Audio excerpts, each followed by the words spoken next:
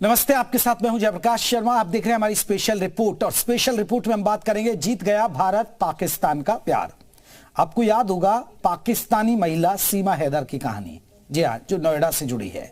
पाकिस्तानी महिला सीमा हैदर और प्रेमी सचिन को कोर्ट से मिली जमानत मिलने के बाद जी मीडिया संवाददाता ने दोनों से बातचीत की। दोनों का क्या कुछ कहना है, क्या थी ये पूरी कहानी, जरा देखिएगा।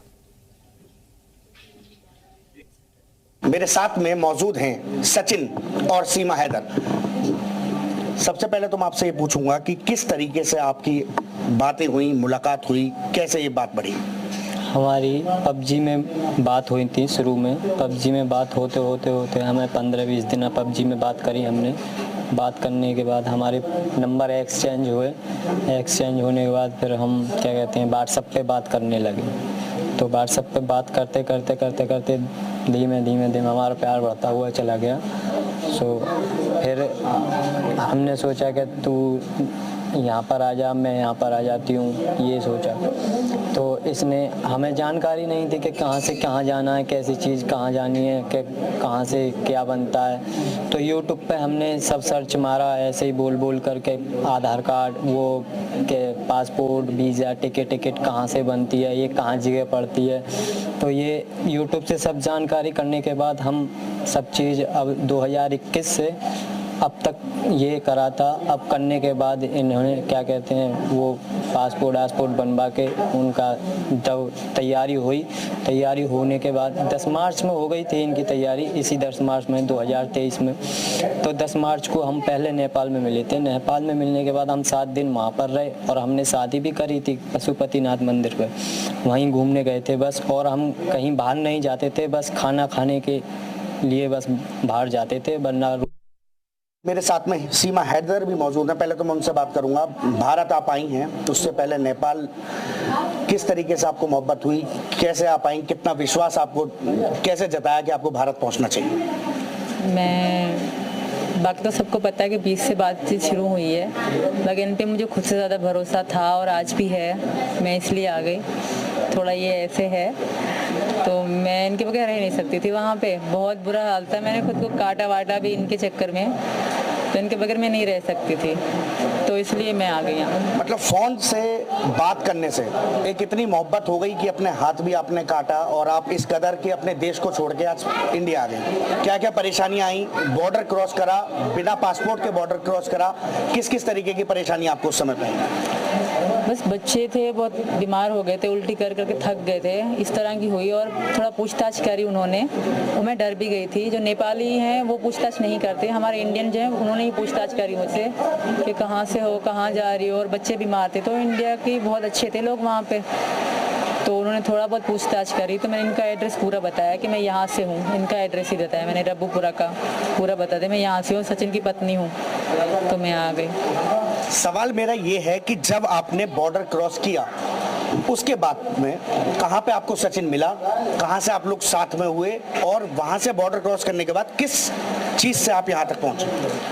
मैं जैसे बस से हम आ रहे थे, वहीं पे दिल्ली की बस थी, तो रास्ते में ये खड़े थे मेरे लिए, तो हम वहीं से कमरा ले रखा था यहीं पर ही रब्बूपुरा में ही।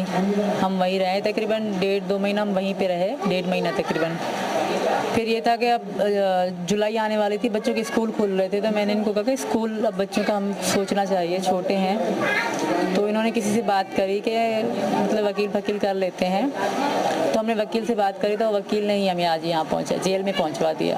अब आगे क्या योजना है आपकी? जैसे कि आप यहाँ पे आ गई हैं, क्या आप पाकिस्तान दोबारा लौट के जाना चाहेंगी या फिर यहीं रहेंगी? किस तरीके के आगे का आपका? मैं यहीं रहना चाहती हूँ, मुझे यहाँ की नागरिकता मिल जाए, बस यही रिक्वेस्ट है सबसे। मैं वापस नहीं जाना चाहती, अब मैं मन और दिल से हिंदू हूँ और मैं यहीं रहना चाहती हूँ। तो दरअसल आपने सुना होगा सीमा, जो ग्रेटर नोएडा में ये जो खबर आई थी 4 जुलाई को नोएडा पुलिस ने भेजा था, कल वकील की दलील सुनने के बाद कोर्ट ने इनको जमानत दे दी। और ये आपको बता दें नेपाल के जरिए भारत में इन्होंने एंट्री की थी। इस पाकिस्तानी महिला ने अपने 4 बच्चों के साथ ये आई है और बताया जा रहा है कि दोनों एक दूसरे से मोहब्बत करते हैं और अब अपने 4 बच्चों के साथ यहाँ रहने लगी है। और अब ये चाहती है कि यहीं पर रहे। और देखिए पबजी गेम से दोस्ती हुई, पबजी से फिर एक दूसरे का मोबाइल नंबर एक्सचेंज किया गया, फिर उसके बाद इन दोनों की बातचीत होने लगी तो फिर उसके बाद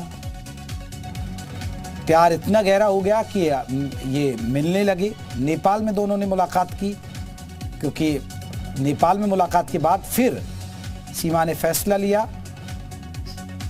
हैदर ने फैसला लिया कि वो भारत आएगी और फिर वो बस के जरिए यहां पहुंची अपने 4 बच्चों को लेकर।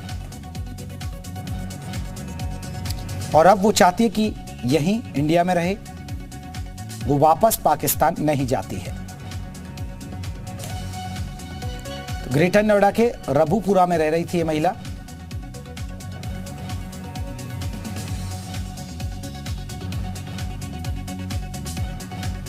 पाकिस्तानी महिला सीमा हैदर, प्रेमी सचिन को कोर्ट से जमानत मिल गई। दरअसल इन दोनों को गिरफ्तार कर लिया था, लेकिन इनको जमानत मिल गई है।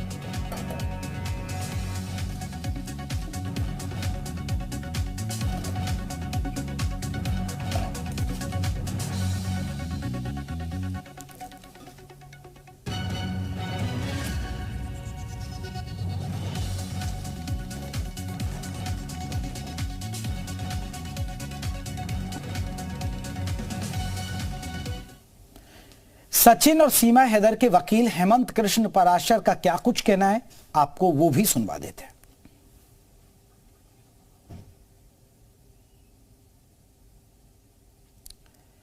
तो दरअसल सीमा हैदर और सचिन दोनों एक दूसरे से प्यार करने लगे, पबजी के जरिए इनकी दोस्ती हुई। वकील का क्या कहना है वो सुनिएगा। अगर कानूनी तौर पर देखा जाए तो पुलिस को नेत्रपाल और उसके लड़के सचिन को जेल नहीं भेजना था।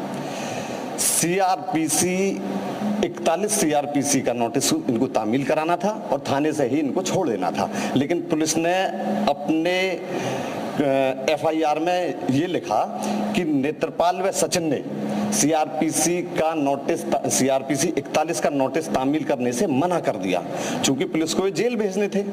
इस वजह से उन्होंने लिखा और उनको जेल भेज दिया। वरना इस सेक्शन में 7 वर्ष से कम सजा का इसमें प्रावधान है।